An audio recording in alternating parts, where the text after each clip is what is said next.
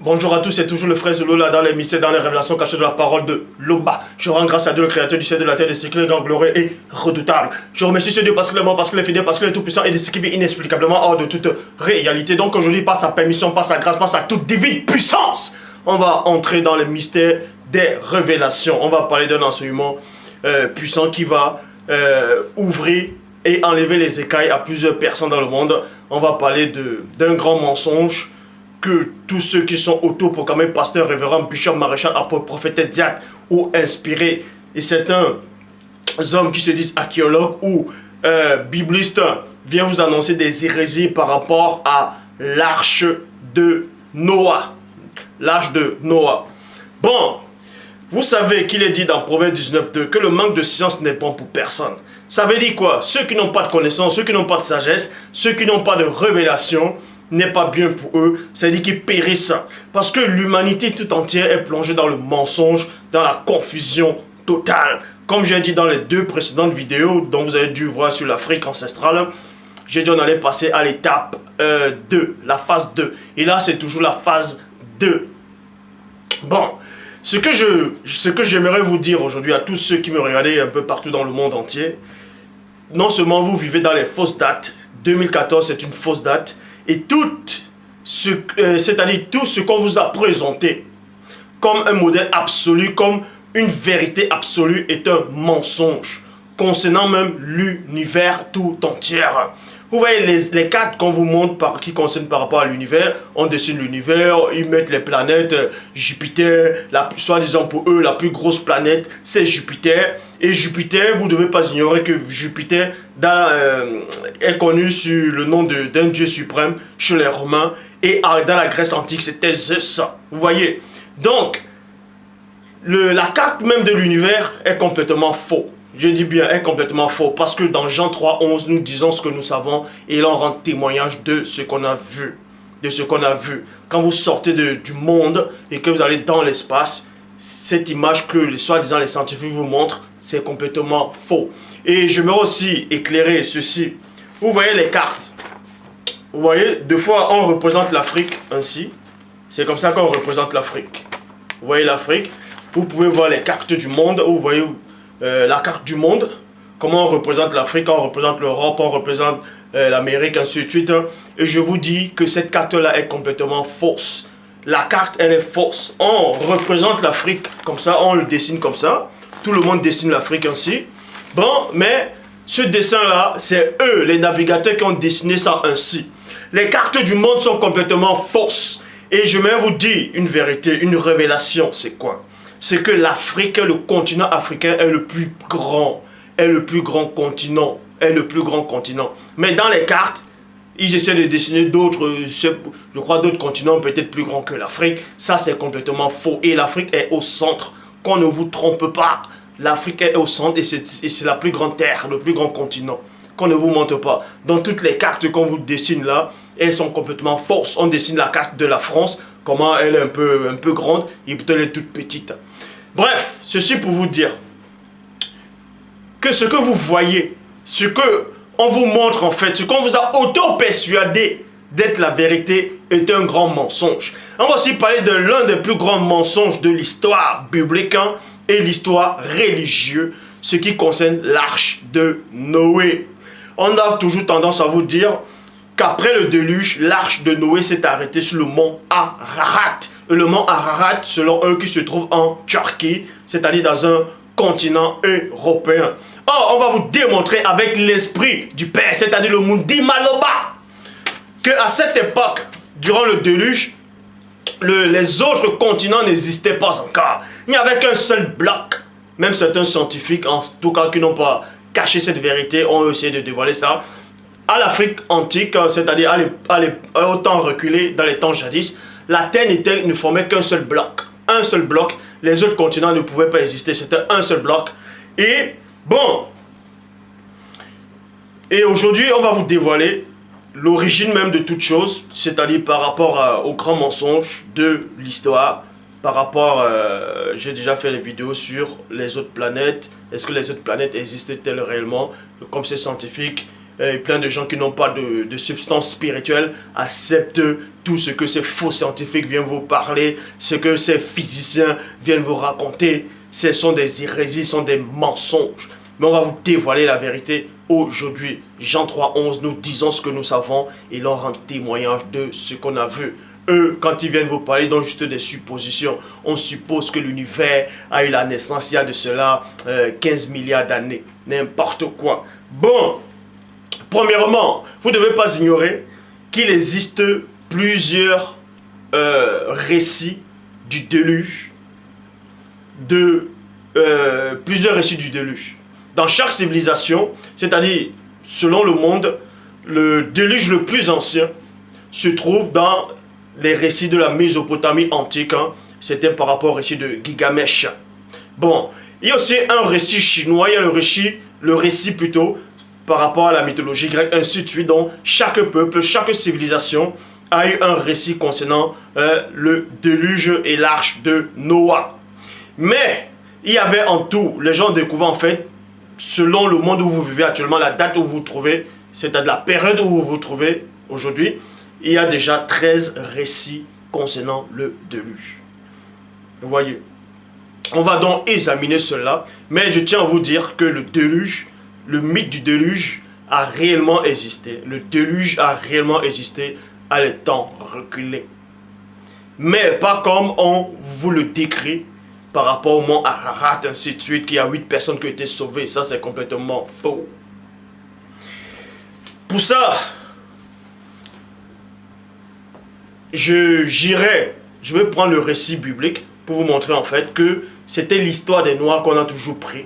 Ils ont pris l'histoire des Noirs, que ce soit les récits chinois, les récits de la Mésopotamie antique, c'est-à-dire la Babylone antique, hein, c'est toujours les récits des Noirs. Parce que dans Genèse, chapitre 6, au verset 11, Bible du semeur, il est dit, « Aux yeux de Loba, les hommes s'étaient corrompus et avaient rempli la terre d'actes de violence. » Point. On vous dit cela, à un certain moment, les humains, quand ils ont commencé à se multiplier sur la face de la terre, après que les Néphilim, c'est après que les anges sont descendus sur terre, ils ont couché avec les femmes noires. Ils ont apporté l'anarchie et le métissage. C'est là où le désordre a recommencé sur la terre. Donc, toute la terre avait était remplie de violence et suivait chaque jour les pensées, et suivait chaque jour les désirs, suivait chaque jour la voie du mal. Et c'est là le Tout-Puissant qui vit inexplicablement hors de toute réalité. Ah, regardez. Vous voyez, aux yeux de Loba, les hommes s'étaient corrompus et avaient rempli toute la terre d'actes de violence. Verset 12. Loba observa ce qui se passait sur la terre et il vit que le monde était corrompu car toute l'humanité suivait la voie du mal. On vous dit ici là que Dieu, c'est-à-dire Loba, Zambé, a regardé. Vous voyez, a regardé. Bon, Dieu n'a même pas besoin de regarder. Parce que quand on dit Dieu a, c'est-à-dire il a observé les humains, c'est une sorte, ça revient à dire qu'il s'est un peu penché pour regarder ce qui se passait sur la terre ou dans la terre, dans le monde humain. Dieu n'a pas besoin de se pencher. Il est tout puissant, il est hors de toute cette notion.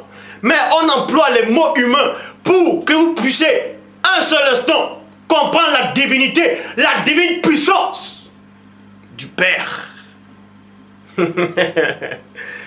Bon, il observe les humains, il voit les humains. Dans Genèse chapitre 6, au verset 13, Bible du semeur. Alors Loba dit à Noah, j'ai décidé de mettre fin à l'existence de toutes les créatures, car, et des hommes, la terre est remplie d'actes de violence, je vais les détruire ainsi que la terre. Je vais les détruire ainsi que la terre. Mais tout cela se passait dans un seul bloc, c'était l'Afrique. Et après la naissance des continents, le seul continent qui n'a pas bougé, c'était l'Afrique. Qu'on ne vous trompe pas. Donc je dis encore, quand on dessine l'Afrique comme ça, là, plein de Noirs ont déjà pris l'Afrique, on a dessiné les cartes de l'Afrique comme ça, on a déjà téléchargé les posters de l'Afrique comme ça.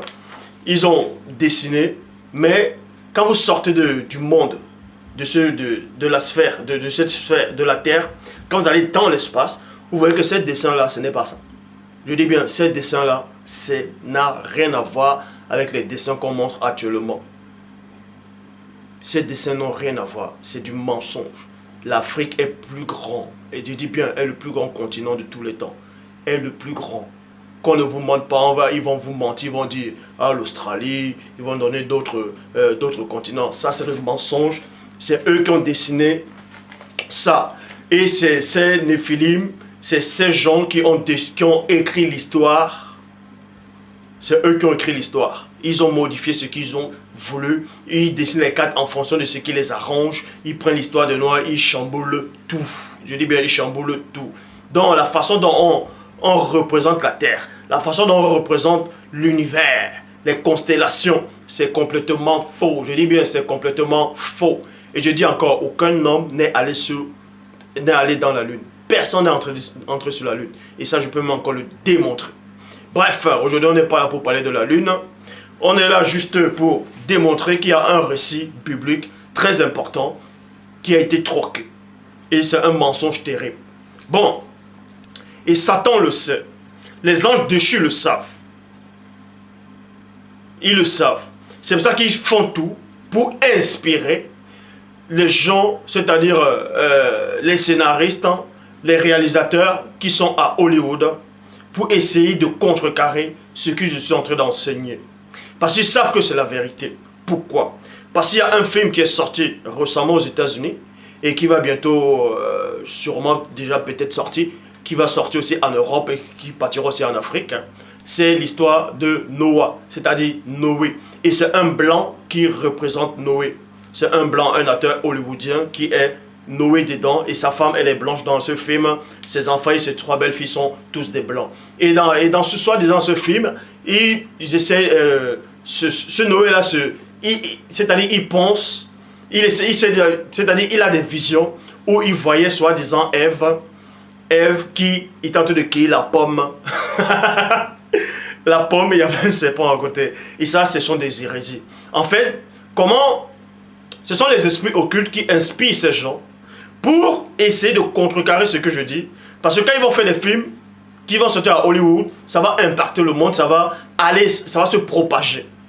Mais celui qui m'a envoyé est au-dessus de toute chose, est au-delà de ça. Donc je vous exhorte à tous ceux qui me regardaient, ce film qui est sorti de Noé, n'allez même pas le regarder. Parce que ce sont des hérésies, ce sont des abominations. Et tous ceux qui regardent les films, soi-disant JC de Nazareth, arrêtez de regarder les films religieux. Ce sont des mensonges. Je dis bien, ce sont des mensonges. On entre vous lave le cerveau. On vous lave le cerveau. Bon, pour ça, à tous ceux-là qui se disent pasteurs, qui regardent mes vidéos, quand je sais que vous regardez les vidéos, je sais que vous regardez mes vidéos, vous allez apprendre quelque chose, que vous êtes tous encore dans l'erreur. Vous enseignez du n'importe quoi parce que vous n'avez pas reçu l'esprit de vérité, le Mundi Maloba, que les apôtres authentiques ont reçu dans Jean 20, 22. Donc, la terre était remplie d'actes de violence. Et Loba, dans sa toute divine puissance, a décidé qu'il allait détruire cela. Il allait décider qu'il allait détruire cela. Verset 14, Bible parole de vie. Construis pour toi une sorte de grand bateau. Une sorte de grand bateau, dans notre version, une arche, en fait. Solide à l'intérieur. Et, non, à l'intérieur, tu le diviseras en plusieurs parties. Tu le couvriras de goudron. À l'intérieur et à l'extérieur. Le goudron, dans le goudron, on trouve quoi? Du pétrole. C'est pour vous montrer que les patriarches dans l'ancienne alliance, dans l'ancien temps, c'est-à-dire en Afrique ancestrale, connaissaient déjà l'importance du pétrole.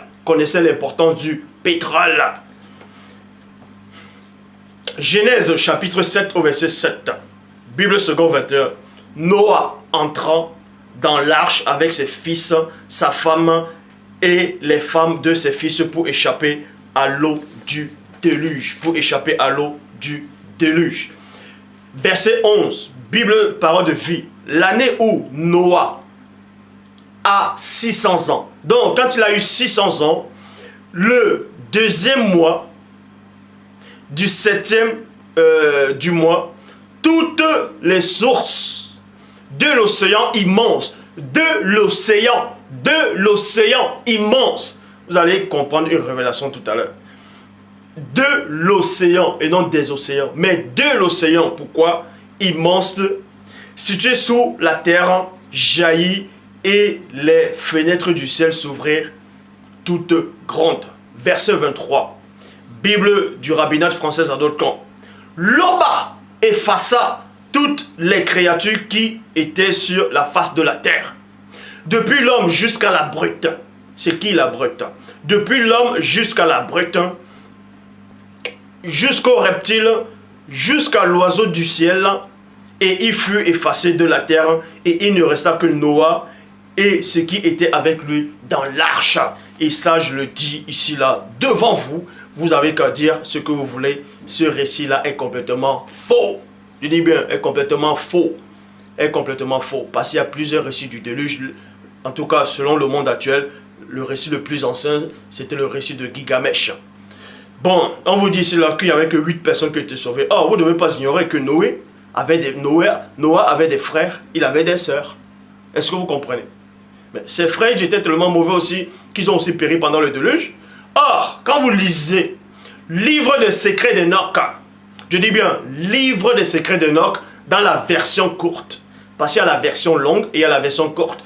Je répète, Livre des secrets d'Enoch, et non le livre d'Enoch, mais le Livre des secrets d'Enoch, la version courte, chapitre 1, versets 70 à 72, on fait allusion à Melchisédek.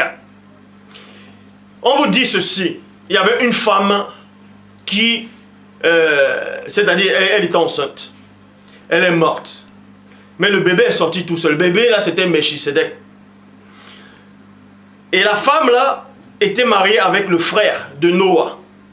Et ce frère de Noah, cet homme est allé voir Noah en disant, il y a tel enfant est né. Bon, il a expliqué, il disait que pour lui ça ne pouvait pas venir de Dieu, que c'était les choses des anges déchus. C'était à la période où les anges déchus faisaient les abominations. Ils sont venus, Noé est venu avec son frère, ils ont trouvé le petit enfant qui était sorti. Il était assis sur le lit et le petit enfant était le bébé était en train de parler. Bon, plus tard, le Tout-Puissant a envoyé l'archange Michel pour que l'archange Michel aille prendre ce petit enfant qui est connu de le nom de Melchisédek, pour que cet enfant puisse échapper aux eaux du déluge. On devait donc prendre cet enfant Melchisédek, on devait le cacher dans le jardin d'Éden où résidait votre aïeux Moto. Donc l'archange Michel est venu, il a pris Melchisédek, il allait cacher Melchisédek dans le jardin d'Éden. Et plus tard, le déluge est arrivé. Mais en disant que quand cet enfant sera caché dans le jardin d'Éden, plus tard, après le déluge, des générations plus tard, cet enfant va revenir et c'est lui qui sera le sacrificateur du Dieu très haut sur la terre pour le peuple de l'Oba. Et c'est ce qui correspond à Genèse chapitre 14 au verset 18. Melchisédek, roi de Salem, fit apporter du pain et du vin. Il était sacrificateur de l'Oba, très haut. Vous voyez, du Dieu très haut. Et plein de tous ceux qui se disent pasteurs, révérends, qui n'ont pas de connaissance, vous disent que Melchisédek, c'est une théophanie de Dieu, ou une christophanie du Christ. Parce qu'on ne fait pas allusion à sa naissance, ils vous disent que Melchisédek n'a pas de commencement, n'a pas de fin, n'a pas d'origine, n'a pas de père, n'a pas de mère. Et ça, c'est complètement faux. Livre des secrets d'Enoch, version courte, chapitre 1, versets 70 à 72. Melchisédek a eu une mère, mais il est né miraculeusement. Mais il a eu une naissance, il a eu l'origine. Et ces gens vont vous prendre. Ils vont vous prendre en fait, Hébreux chapitre 7 au verset 3, pour vous dire que Melchisédek n'a pas de commencement de jour, il n'a pas fin de vie, et ainsi de suite. Donc pour eux, ça peut être que Dieu. Parce qu'ils lisent la mauvaise traduction. Or, la bonne traduction dans Hébreux chapitre 7 au verset 3, dans la Bible du Semeur, il est dit, en outre, l'Écriture ne lui attribue ni père, ni mère, ni généalogie. Elle ne mentionne ni sa naissance, ni sa mort. Elle le rend ainsi semblable au fils de Loba, le Muna Loba, au fils de Loba. Et il demeure prêtre pour toujours. Ceci pour vous dire que pendant le déluge, il n'y a pas que 8 personnes qui ont été sauvées. Melchisedec aussi a été sauvé. Et dans le récit sumérien, il y a des artisans qui ont été sauvés. Plein ont été sauvés. On vous dit premièrement que tous ceux qui étaient sur la terre avaient péri, excepté Noé, sa femme, ses 3 fils et ses 3 belles-filles, et certains animaux de chaque espèce, purs et impurs, qui étaient sauvés dans l'arche. Comment se fait-il plus tard, que ce soit dans Deutéronome, que ce soit au temps de Josué, on a retrouvé les Anakim, les Néphilim, les géants. Il y avait des Néphilim, il y avait des géants. On a même trouvé des monstres dans d'autres versions. De la race des géants qui ont péri durant le déluge. Bon, s'ils ont tous péri durant le déluge, comment se fait-il qu'on trouve encore les descendants ici? Parce que là, il y a l'un des livres d'Enoch qui dit, même la génération d'Enoch, même la génération de Noé va toujours enfanter des Néphilim, des géants. C'est pour ça que chez les Philistins, on trouve aussi des géants. Il y a Goliath. Et Goliath aussi avait un frère. Est-ce que vous comprenez? Bref, ici on n'est pas là pour parler du monde mystérieux des Néphilim, des géants, ainsi de suite. Mais on va vous parler de l'arche de l'Alliance, pas l'arche de l'Alliance, mais l'arche de Noah. On vous dit que après le déluge, ça s'est arrêté au mont Ararat, que ça se passait en Turquie. Genèse chapitre 4. Non, Genèse chapitre 8 au verset 4. Au 17e jour du 7e mois, l'arche se posa sur le mont Ararat. Et on va vous démontrer maintenant, en quelques minutes, que c'est faux. Parce que ceux qui ont écrit l'histoire vous disent qu'il y a 5 continents. Il y a 5 continents. Le continent africain, le continent européen, le continent américain, le continent asiatique et le continent Océanie. En gros, ça fait 5. Mais, quand le déluge a eu lieu, c'était qu'un seul bloc. Les autres continents n'existaient pas. Parce que dans Genèse chapitre 6, au verset 1, il est dit, lorsque les bateaux eurent commencé à se multiplier sur la face de la terre, la terre était qu'un seul bloc. Jusqu'au temps de Noé, pendant le déluge, c'est resté un seul bloc. Et jusqu'à la construction des premières pyramides dans la Mésopotamie antique qui se trouve dans l'Afrique ancestrale. Babylone, c'est en Afrique ancestrale. Ce n'est pas en Irak qu'on veut vous faire croire. Là. Ce sont des balivernes. Jusqu'à cette période, la Terre n'était qu'un seul bloc. Les autres continents n'existaient pas. Donc, si les autres continents n'existaient pas, le mont Ararat n'avait pas lieu d'être en ce temps. Parce que dans Genèse, chapitre 8, selon la Bible, Genèse chapitre 8, verset 4, l'arche de Noah s'est arrêtée sur le mont Ararat. Tandis que dans Genèse chapitre 11, au verset 8, c'est la naissance des continents. Genèse, en fait, les autres versions des Bibles ont trafiqué ce passage-là, dans Genèse 11, en disant que Dieu a juste détruit la ville de Babel. Et puis il a dispersé les hommes. Il a créé des langues. Certes, les langues sont apparues. Plein de langues sont apparues à ce temps. Mais ils ne vous ont pas tout dit la vérité. Il y a un passage dans le livre de l'épée, dans la Bible de l'épée. En tout cas dans cette version, par rapport à ce chapitre, à ce verset. Je ne dis pas que tout le livre, toute la Bible de l'épée, dans tous les passages, c'est vrai. Mais dans ce verset, Genèse chapitre 11, verset 8, est vrai. On vous dit ici là, Genèse chapitre 11, verset 8, Bible de l'épée, et Loba, dans cette version dit l'Éternel, et Loba fracassa en fragments toute la face du continent, et non des continents. Toute la face du continent, virgule, et ils cessaient d'étendre leur empire. Donc, vous tapez la définition, fracasser en fragments, c'est quoi? C'est briser en petits bouts. Briser en petits bouts. C'est là où il y a eu la naissance des autres continents. Parce qu'au départ, c'était que le continent africain. Bon, ce sont les Occidentaux, tout ça qui donnent le nom de l'Afrique, Afrique. cette terre des Noirs, c'était un seul bloc, comme je le dis constamment depuis, je me répète, c'était qu'un seul bloc.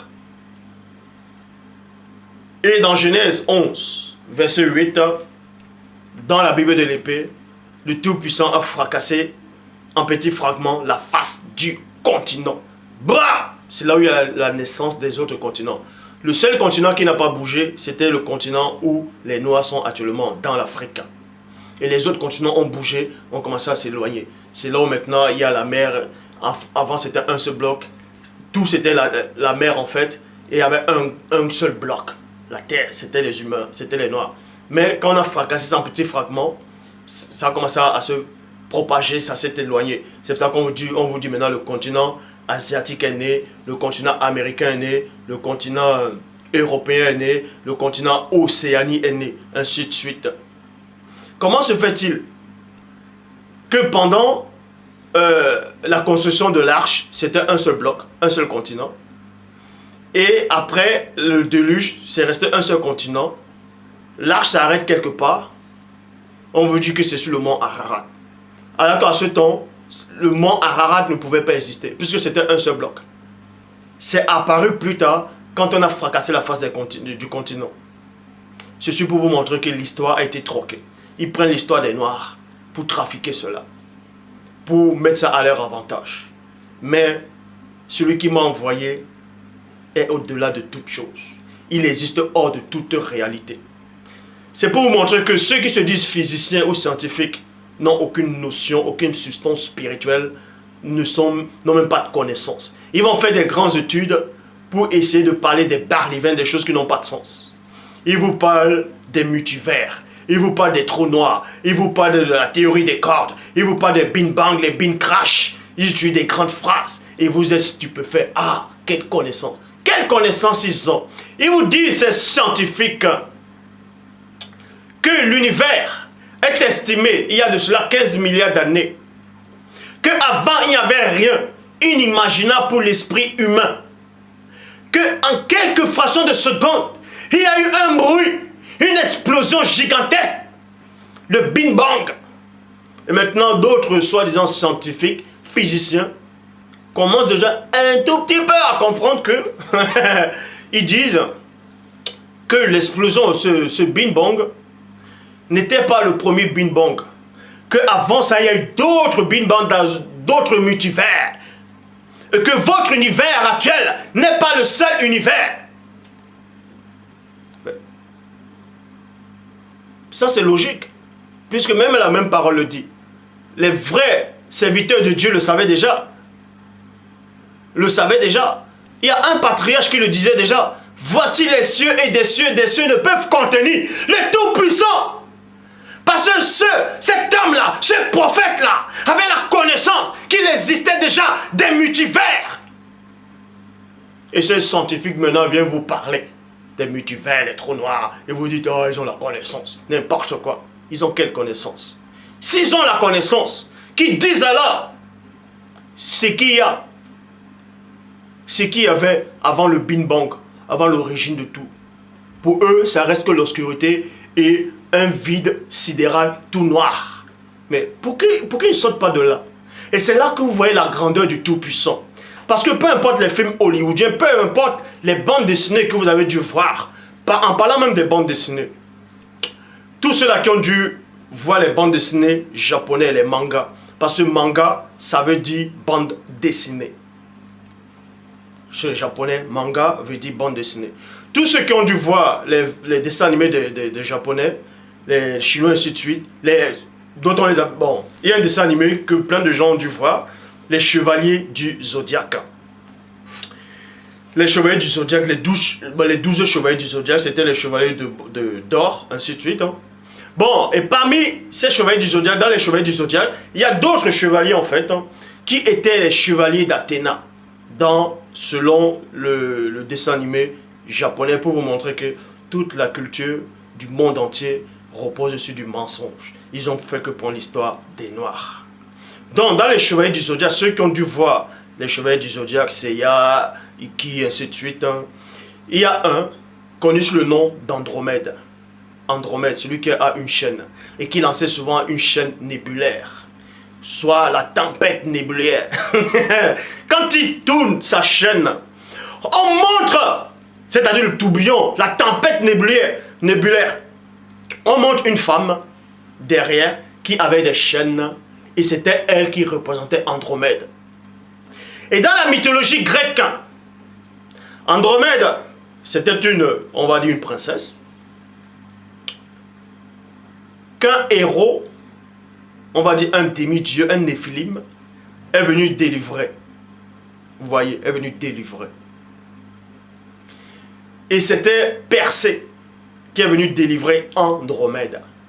Mais dans les films, dans les péplums, Andromède, on la représente, c'est une blanche. Dans le dessin animé, les Chevaliers du Zodiaque, c'est une blanche. Mais ça, c'est un grand mensonge de l'histoire. Andromède, c'était une africaine, c'était une noire.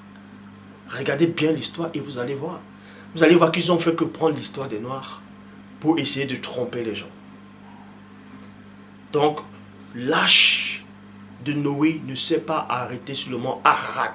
Tout simplement parce que ça n'existait pas à ce temps. Les autres continents n'avaient pas eu lieu d'être. Jérémie 8.8, c'est bien en vain qu'ils sont mis à l'œuvre la plume mensongère du scribe. Tant que je serai là, cette vérité va être restaurée. Comme j'ai dit, nous sommes dans la deuxième phase. Je parlerai aussi, peut-être si le Père Tout-Puissant le permet, de Nimrod. Qui était vraiment Nimrod? Parce que plein de gens qui n'ont aucune substance vous disent que Nimrod était contre Dieu. Il y a des versions bibliques qui disent qu'il était contre, soi-disant, l'Éternel. Tout simplement parce que Nimrod c'était un noir. Et on va vous le démontrer. C'était le grand souverain pontife. Nimrod était le premier noir qui a converti la terre, qui était puissant sur la terre. Et ces gens le savent. C'est pour ça qu'ils ont changé son nom. Ils ont changé son histoire. Et ils l'ont peint en blanc. Pour dire qu'il était là à Babylone, c'est-à-dire en Irak. Et pourtant tout ça c'était dans l'Afrique ancestrale. Que le Père Tout-Puissant, je dis Père, c'est ainsi. Loba. Même ces titres-là, ces noms-là. Parce que l'être suprême, même dit l'être suprême, le mot être, Dieu n'aime pas. Dieu, en prononçant le nom du divin, on doit même le mot être suprême est faible. Mais c'est avec ces mots-là qu'on prononce quand même. Parce que on ne peut le distinguer, on ne peut le doigter, on ne peut le pointer. Il est au-delà de tout ce que vous pouvez concevoir ou imaginer.